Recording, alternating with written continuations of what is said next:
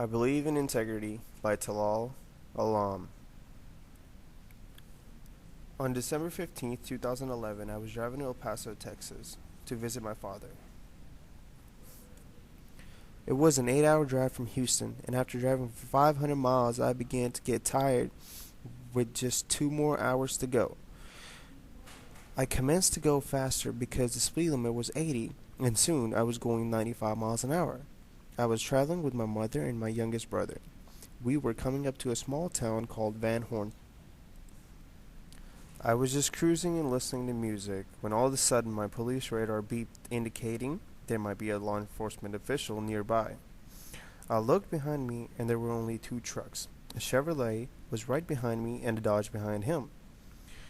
The radar kept beeping at me, and when I turned my head to the radar, it stopped beeping. I did not see anyone and thought maybe they were going the other way. 5 minutes down the road, I was going the same speed. As I looked in the rearview mirror, I noticed a police cruiser, a state trooper to be exact, catching up to us.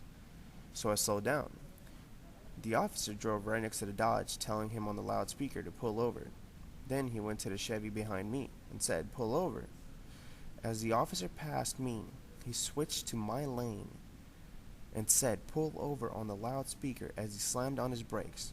One by one, everyone pulled over, and when I changed lanes to the shoulder, there was so much dirt and gravel that even though I was braking hard, I could not stop as quickly as I thought. The officer had gotten out of my way by going all the way in the dirt. Finally, I was at a stop.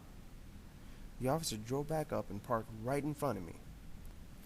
The officer stepped out of his car with his cowboy hat and boots on, chewing tobacco. He walked up to my car as I rolled my window down. He asked me, "Sir, do you know why I pulled you over?" I replied, "Yes, officer, I was speeding.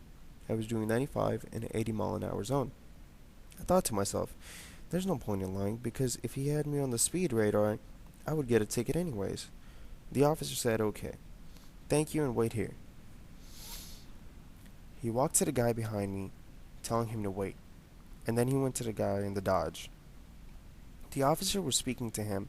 I began talking to my mother, and I said, "Oh man, it's going to be an expensive ticket."